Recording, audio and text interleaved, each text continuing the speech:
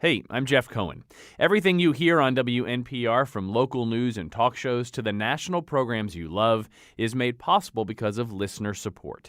You make it happen. You give the radio its signal, the computer its stream, the smartphone its podcast.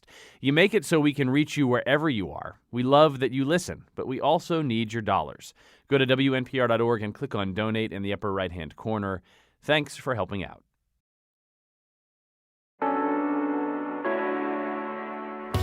This is Where We Live. I'm Lucy Nalpathanchel. It's a good day to be a New England Patriots fan. Last night, the team won its 5th Super Bowl in an incredible overtime win against the Atlanta Falcons. However, it's not been easy for all Pats fans to support the franchise. That's because some liberal fans of the team in New England have had a hard time stomaching quarterback Tom Brady, Coach Bill Belichick, and team owner Robert Kraft's closeness with President Donald Trump. Now, coming up, we'll speak to 2 fans who've written about their unease over the closeness of New England's team with Trump. Can these liberal fans really separate politics from America's favorite pastime? Who knows? After last night's game, maybe all's forgiven. But first, we're tackling a more serious topic, and that's homelessness. Connecticut and other states are making great progress reducing chronic homelessness among adults, but young people are also at risk. Today, Where We Live, we find out more about efforts to address this problem, especially among 18 to 24-year-olds. Are you a young adult who has experienced homelessness? Did you know where to turn for help? We want to hear from you, 860-275-7266. You can email wherewelive at WNPR.org. Find us on Facebook and Twitter at Where We Live. Now I'm going to welcome back into the studio Lisa Tupper Bates. She's Executive Director of Connecticut Coalition to End Homelessness. Hi, Lisa. Hi, Lucy. Thank you for having me. So we're talking to you just a couple of weeks after the annual point-in-time count. Remind us what that is. Well, thanks. The point-in-time count is a national exercise. It's a one-day census of homelessness. So we just completed the 2017 count on January 24th. And can you give us an idea of what homelessness looks like? I know there's a lot of attention, again, on progress in the state of Connecticut with ending what they call chronic homelessness among adults. But today we're focusing on youth. So give us a picture. That's right. And the regular point-in-time count, Lucy, focuses primarily on adults and families headed by adults. And I'm glad to tell you that for the last 4 years, we've seen some great reductions in overall homelessness in those populations. 2016 was our lowest count of homelessness ever since we've done the point-in-time count, and reflected 4 years of consistent decline in those numbers. And that's terrific. But what the regular point-in-time count does not do very well is tell us about youth homelessness. And Lucy, that's because young people who are homeless are largely a hidden population.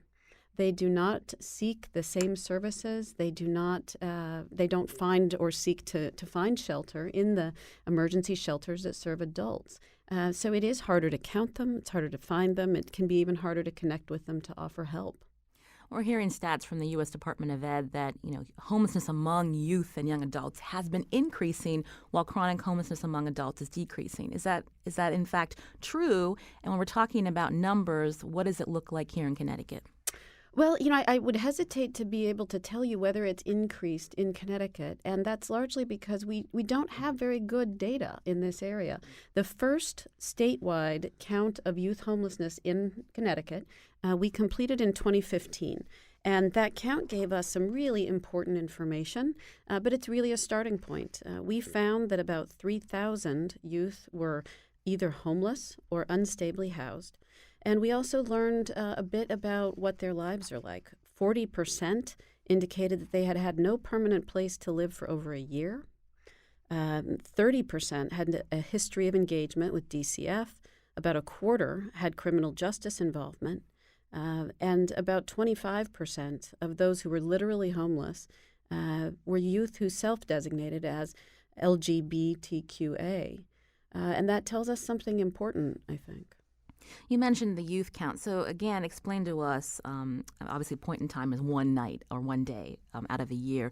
But where do you go to reach these young people who you say are very hard to track? That's right. So this year, 2017, we just completed our second statewide youth count. And to do that, we actually had about 300 volunteers across the state working for a week. Instead of just one night, we needed to have a longer time so that we did have the opportunity to try and connect with those youth. And we used a variety of different ways to do that. We had teams in each region identifying what we call hotspots, locations where they might find homeless youth throughout that week. We engaged with staff at agencies that serve or would be in contact with housing unstable or homeless youth. And we worked in concert with our schools and had what we called come and be counted sites to try and get young people to identify at those sites throughout the week. This is Where We Live. I'm Lucy Nalpathanchel. Today we're talking about youth homelessness among not only youth but young adults between the ages of 18 and 24. You can join the conversation as we explore what the state and its nonprofit partners are doing to help these young people. That number, 860-275-7266. I wanted to bring into the conversation now someone who understands this issue firsthand.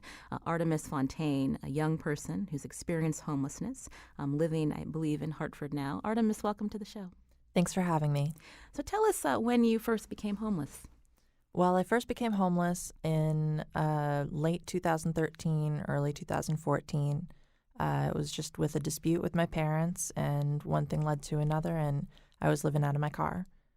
Can you talk more specifically about when you say dispute? Was it just tensions at home that you ended up leaving? It was multiple rising tensions, kind of a spat with my dad about some of the living conditions, being post-high school but pre-college, as well as my struggle with mental illness and my own coming out with my sexual identity and my gender identity. So you identify as transgender, so this was a part of the tension with your family. Exactly. So it led you to leave. What did you do? Where did you go? Well, most nights I stayed with a friend or with a friend's family.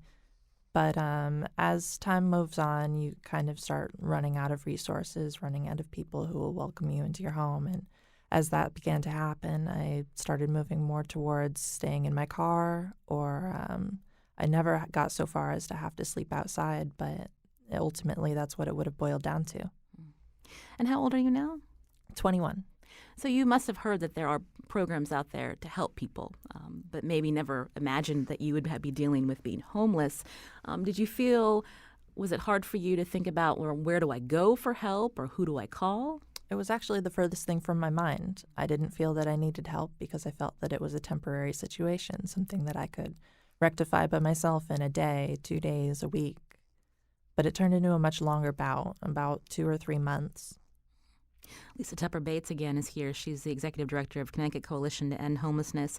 What you're hearing, is that common among young people? They think, well, this is just temporary. I have someone that I can, couch surf at their home, but then they realize that, maybe they feel like they're putting that person out, or people maybe becoming impatient because they're still sticking around. They don't know how to help. What are you hearing from these youth when you do the youth count?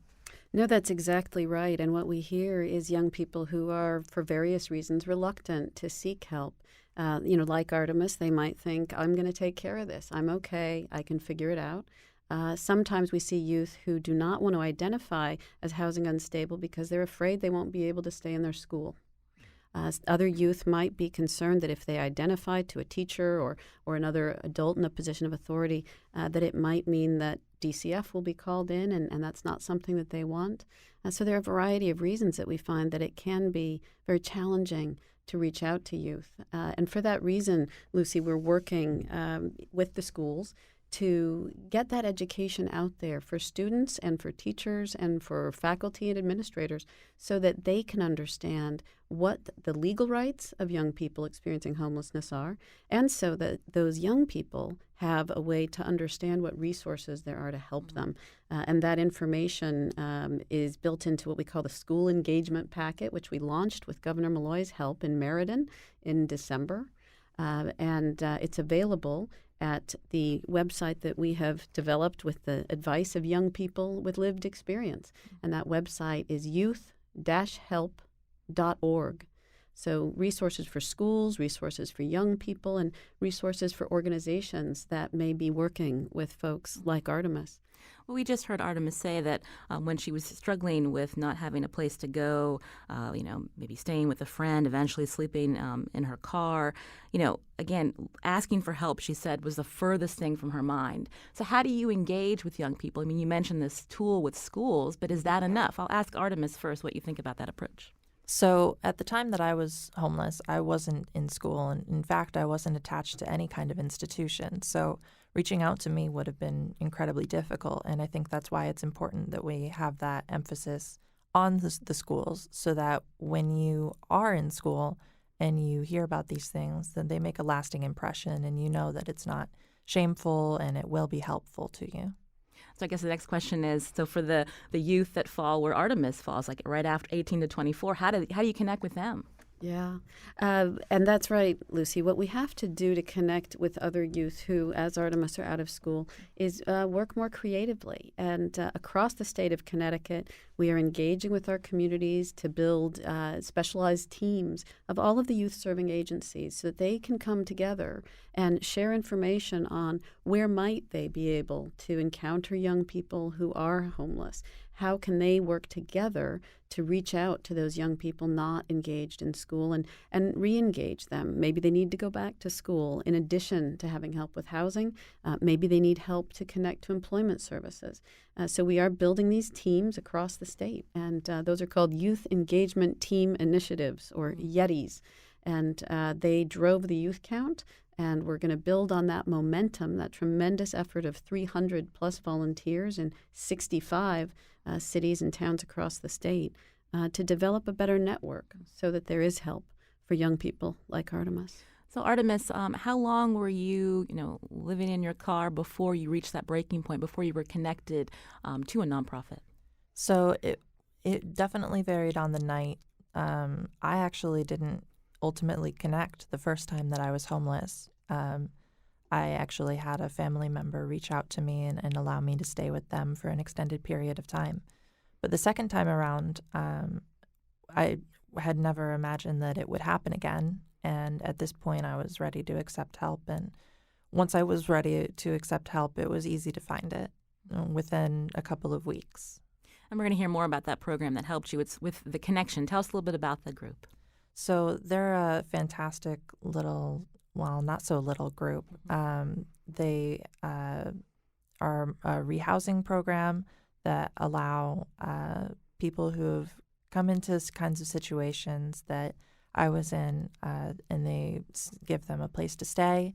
They have crisis apartments to really rapidly rehouse somebody and give them somewhere safe and warm to stay. And then also ultimately over a 2-year period, make sure that they have some sort of foundation for themselves, their own apartment, or trying to repair relationships with family members so that they can stay somewhere. And just making sure that whoever it is that they take into their program is safe and as happy as they can be. That's Artemis Fontaine, a young adult in Connecticut who's experienced homelessness. Also in studio with me today, Lisa Tepper Bates, Executive Director of Connecticut Coalition to End Homelessness. We're talking about youth homelessness today to find out, what the state and its nonprofit partners again are doing to help this population. Often young people, as we hear, couch surf. They don't realize how precarious their situation is. Artemis has got help from the nonprofit The Connection. We're going to hear from them. And what other programs exist to help youth find shelter and independence? We'll find out more after the break. You can join the conversation. 860-275-7266.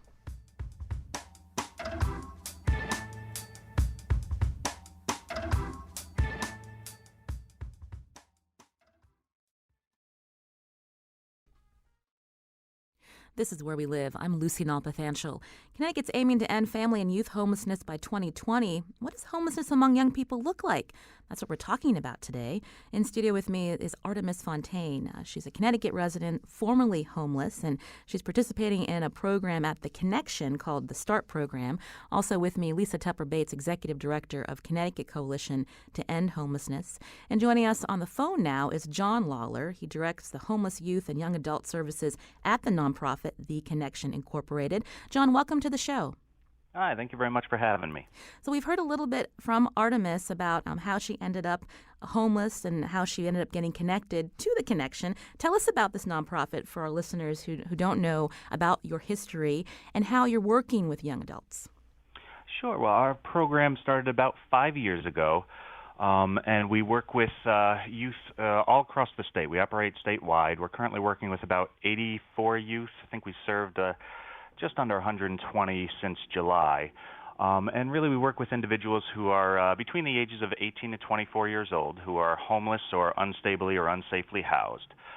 We can provide a few different services. We do run a type of young adult shelter in the Hartford area for youth age 18 to 24, and we're also in the process of recruiting what's called host homes or host families for those homeless youth that would be under the age of 18.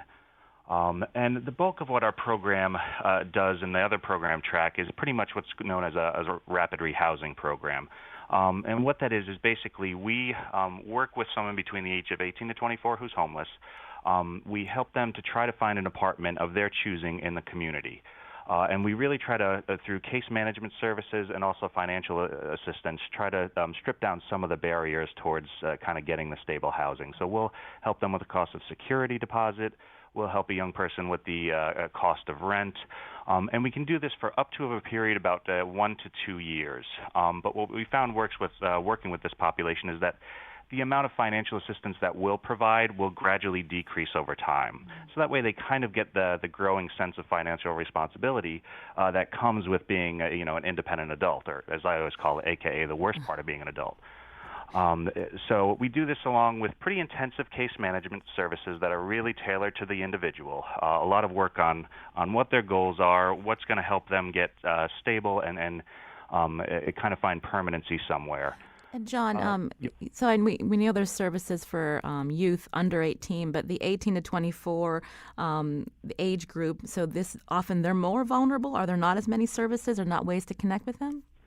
Yeah, well, they fall in this rather odd gray area in that they're eligible for all the adult housing and homeless services, but those services that have been built years and years and years ago weren't necessarily tailored towards the 18 to 24 crowd. So we don't see them trying to engage in those particular, the existing adult shelters, et cetera. So what we found is that they would seek alternative means to find their housing, usually in pretty high-risk situations.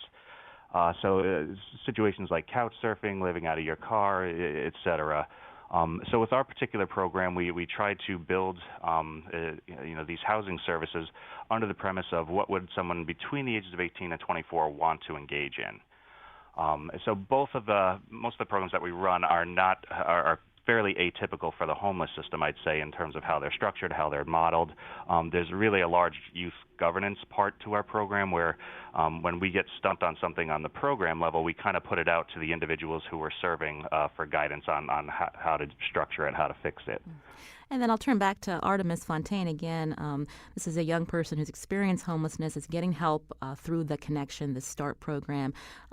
Artemis, when you got connected to the Connection and they gave you, a lot of this support, I mean, how are you doing now? Where are you? Are you able to be connected to work and to learn to be independent?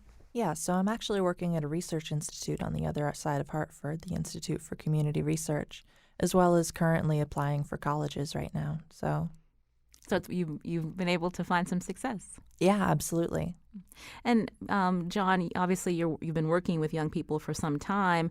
It's great to hear that Artemis is doing well. But what are some of the barriers, the challenges of helping, as you said, this independent group, 18 to 24, really get on their feet? I think a lot of it has to do with being able to provide some pretty tailored and individualized services. So most of the youth that come into our program have no income, they have no employment. And really limited employment history. But in terms of right now, we have 88% of our young people are either employed or in school. So a lot of it just has to do with being able to provide them with someone that can work with them to develop those skills. 18 to 24, just from the brain development aspect, is a really key age. It's a lot of good habits can be installed during that age range. So we just do a lot of work along those lines. And what we find is that youth are motivated to return to school. They are motivated to become employed. They want to be, stable and very productive citizens. It's just a matter of having that one go-to person that they feel safe with, and that can help guide them through the process, and that can help them catch when little mistakes occur, which is a hallmark of this age group. And how is this program paid for? We are paid for through the state of Connecticut, currently through Department of Children and Families. But we can work with youth regardless if they're involved with the system or not. This is Where We Live. I'm Lucy Nalpathanchel. Today we're looking at youth homelessness. We heard earlier from our guest Artemis that she's transgender. That led to tension within her family. Eventually she found herself staying with friends and then living in her car. Now she's doing well with the help of the Connection, a nonprofit. Joining the conversation now is Robin McCallan. She's founder and executive director of True Colors Incorporated. This is an advocacy group for LGBTQ young people. Robin, welcome to the show. Thanks for having me, Lucy. We wanted to, get an idea of youth homelessness, and we've heard that, it is more common among LGBTQ youth. Tell us about, what the numbers show you. What the numbers show us is that LGB, lesbian, gay, bisexual youth, represent somewhere between 5 and 9% of the population, depending upon what study you look at. Transgender youth, gender fluid youth represent under 1% of the population. But together, they represent between 25 and 40% of the homeless youth population. And I think Lisa said that in Connecticut, it was the first study that was about 25%. But 25 to 40%, they represent 20% of the youth in juvenile justice. They can represent 17 to 20% of the youth in child welfare. And there's certain situations that put LGBTQ youth at higher risk of homelessness. Most often, family rejection or family tension around their identity, school harassment, and lack of safety at school that leads to them being truant or running away. And then often, even if they engage with the services are not seen as safe for them. I think that, Connecticut has done a tremendous job, the Connection in particular, Youth Continuum in New Haven and others that have really worked to create safe and affirming programming for LGBTQ youth. But there's an inherent distrust of the system because the system, in very many cases, especially if they get connected with the system is as rejecting and assaultive and traumatizing as they had experienced at home. So, and Artemis, did you feel that distrust? I did not, but the first resource that I got in touch with was the Connection, and I think that they can be a far cry from the real strict government programs as opposed to their current. I'm currently working at my research institute on actually evaluating them, and there's a reason that they are doing so well is that it's truly an inventive new program that has been helping a lot of youth in the state. Now, Robin, at True Colors, I know you do a lot of training with different groups. What's being done to help foster more trust within this population, knowing that they can go for help and that there's going to be service providers that understand? I think that, we've been doing training since, probably 1994 around this issue, and that there are lots of places.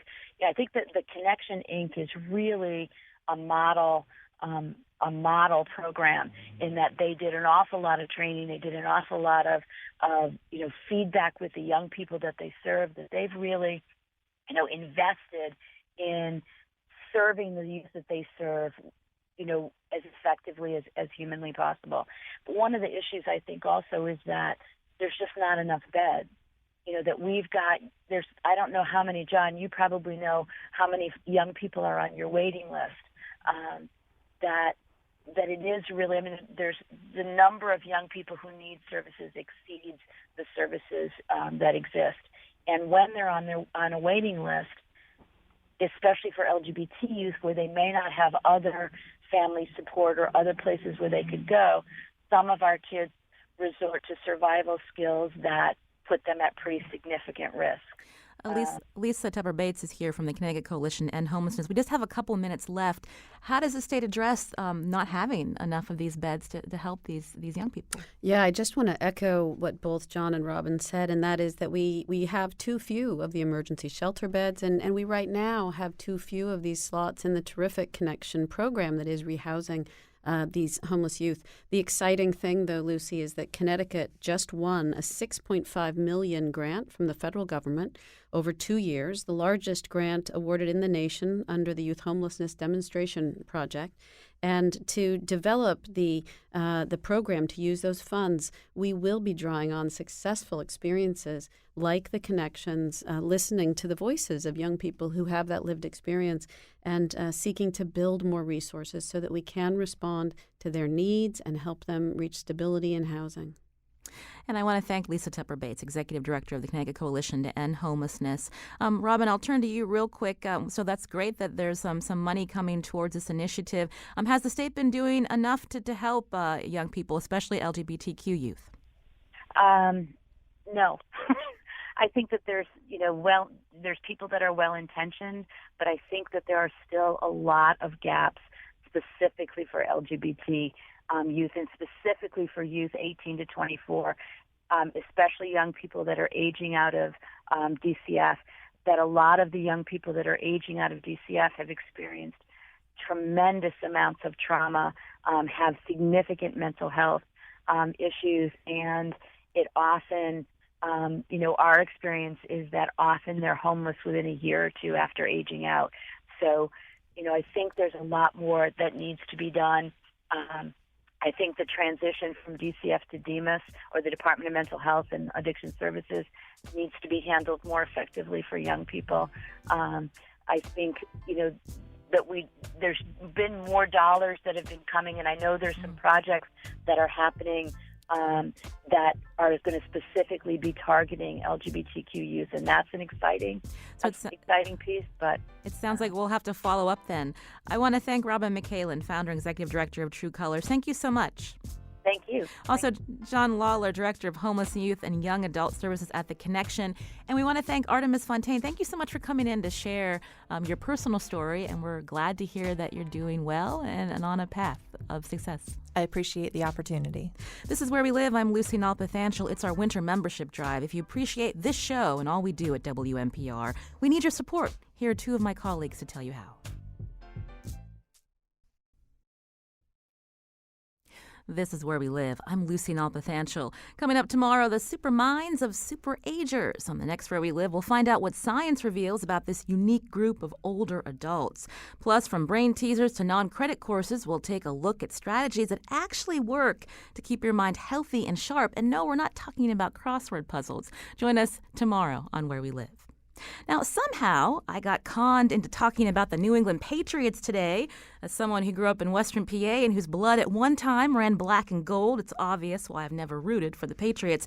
However, that was some game last night. Quarterback Tom Brady solidified his status as a legend after bringing his team back from a 25-point deficit to win in overtime. Yes, the Patriots are the team everyone loves to hate, and it's safe to say most of the country was cheering on the Atlanta Falcons. But much has been written about the fact some liberal New England fans of the Patriots have felt some unease over their team's closeness with President Donald Trump. To be exact, Tom Brady, Coach Bill Belichick showed support for Trump during his campaign, and team owner Robert Kraft goes way back with him. We're wondering, does it really matter? Here are two writers who've asked themselves that very question. Joining us on the phone now is Jack Hamilton, pop critic for Slate, assistant professor of American Studies and Media Studies at the University of Virginia. He wrote How to Pull for the Patriots in the Age of Trump. Jack, welcome to the show. Thanks so much for having me on.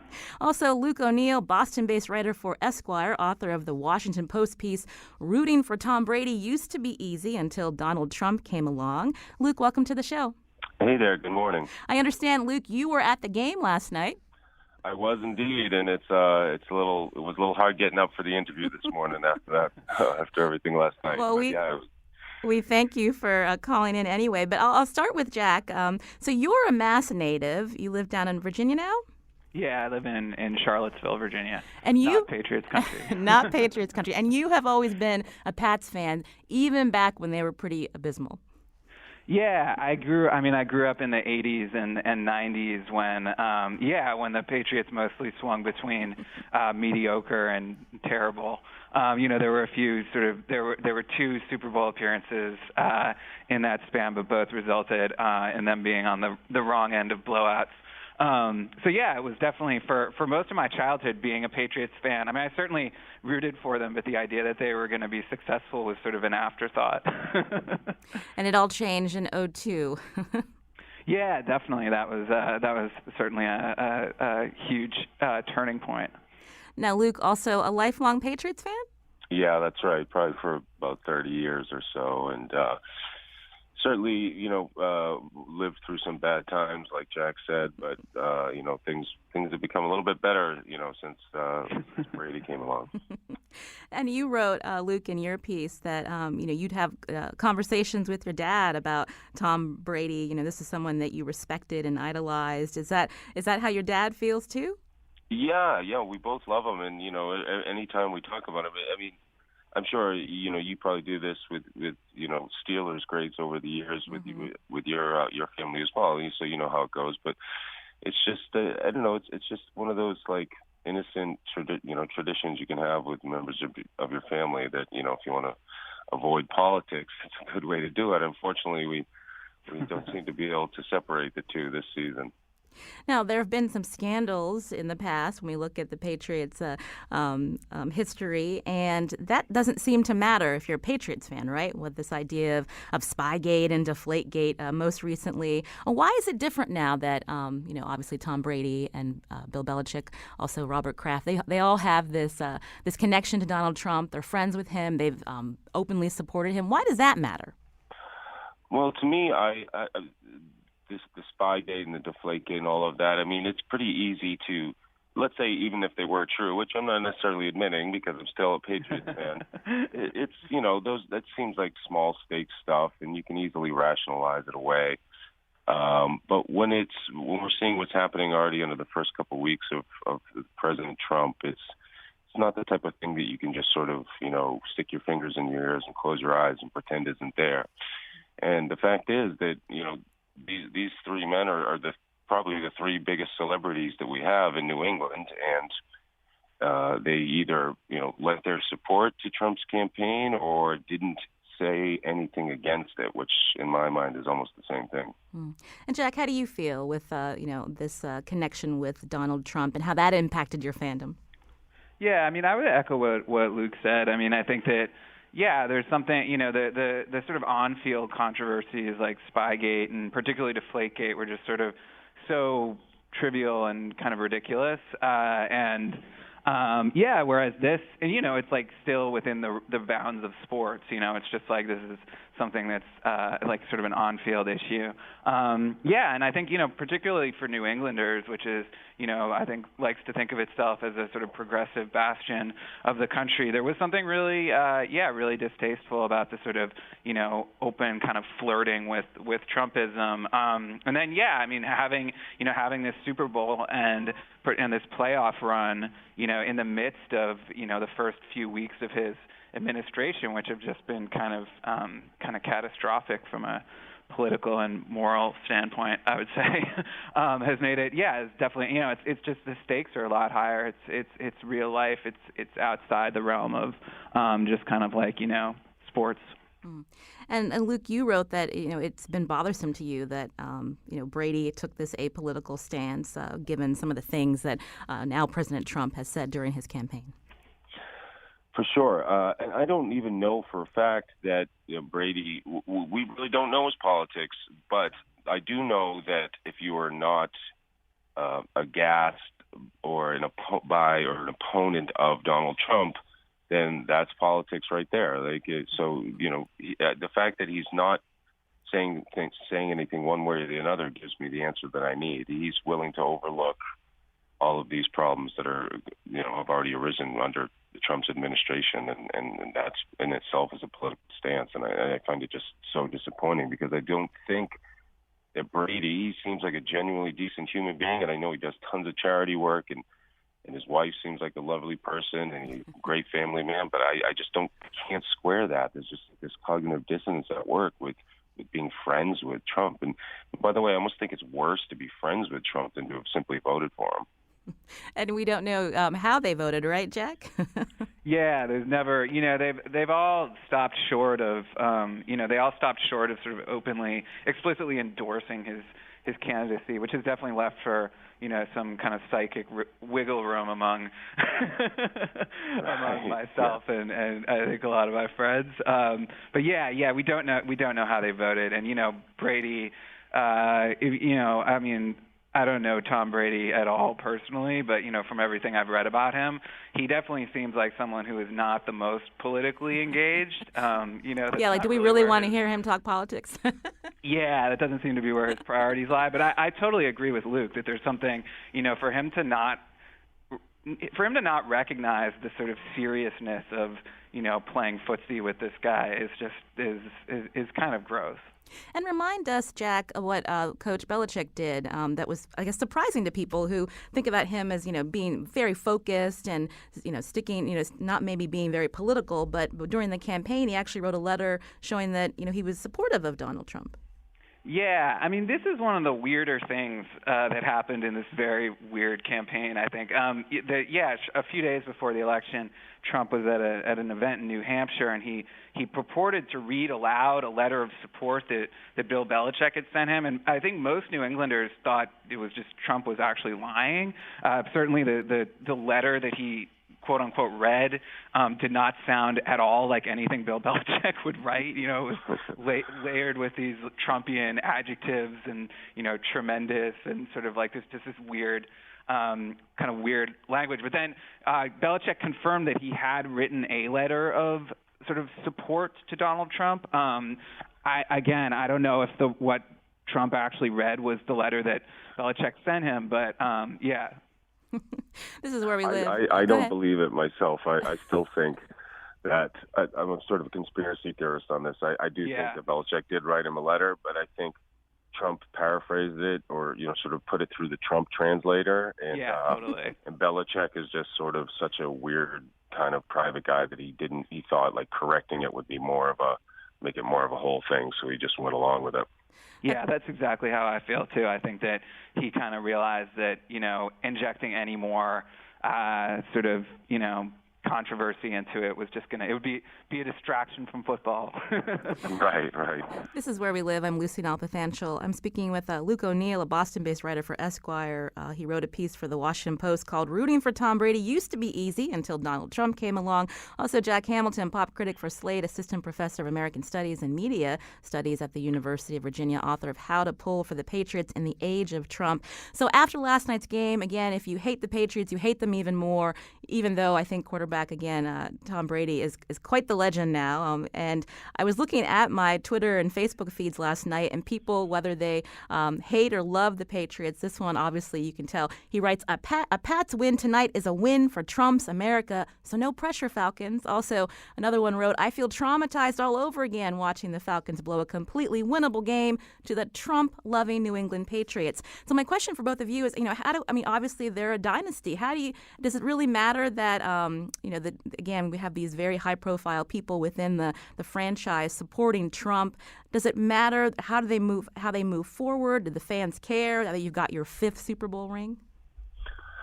Well, to me, this one, I just witnessed the greatest comeback in Super Bowl history live from the team I've loved my entire life, and I'm not going to lie, it was an amazing experience. But it definitely is sort of tainted in a little way that none of the other ones were. But I just want to say I think it's crazy in a way that we're all of a sudden applying these sort of progressive liberal standards to of all things football, the most conservative sport in existence. It's not like if you were going to come up with an image of a conservative jerk, football coach is got to be right up there. I think it's just for us that we wanted Brady, like we love Brady so much, we wanted him to be somehow like to transcend anything that negative like this. So I think that's where it is for me, and it's projection, and it's weird. I'm almost a 40-year-old man, and I shouldn't be caring what my favorite quarterback thinks and does, and yet we do. So here we are. And Jack, how about you? Yeah, I mean, I think that, look, I don't think that rooting for a sports team should ever be conflated with political activism of any type. It's basically the most passive thing you can possibly do. I think if I weren't from New England, I would absolutely hate the Patriots, and probably the Trump flirtations would make that even worse. But yeah, I mean, look, I personally feel like, I was rooting for them last night, certainly, with some deep feelings of ambivalence. But, I don't think that it makes someone like a sort of traitor to progressive causes to support a football team. And exactly as Luke said, this is if you're really concerned about the sort of politics of football, don't watch the NFL. This is like an incredibly reactionary league that has so many problems with it. The labor conditions are horrendous. It's a sort of oligarchy, the militarism. There's a lot of sort of issues in football. I don't know that there's really a morally correct way to watch professional football. Yeah, I agree. There's no innocent football consumption. Yeah. I want to take a quick call from a listener. Chris, we just have a minute. Go ahead with your comment. Yeah, just wondered if the show has researched, or if either of your guests knows, if Tom Brady in particular has had kind interactions with Barack Obama. One theory is that he is just fundamentally kind of apolitical, and just, if some big political figure comes along and says nice things about him, he's going to say, yay, I'm for you. Well, thank you, Chris, for that comment. I think, was it Jack or Luke, one of you did write about a trip to the White House that Tom Brady avoided?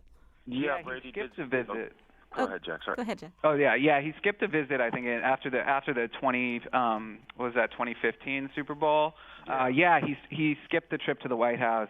I don't know if that was a political stance. That was the only title that they've won in the Obama era. He was sort of in a humorous detail seen at an Apple store buying like an Apple Watch while the team was at the White House. But I don't know if there's a political angle to that. Well, I think we're out of time. I do want to thank again Jack Hamilton, pop critic for Slate. He wrote How to Pull for the Patriots in the Age of Trump. Jack, thanks so much for your time.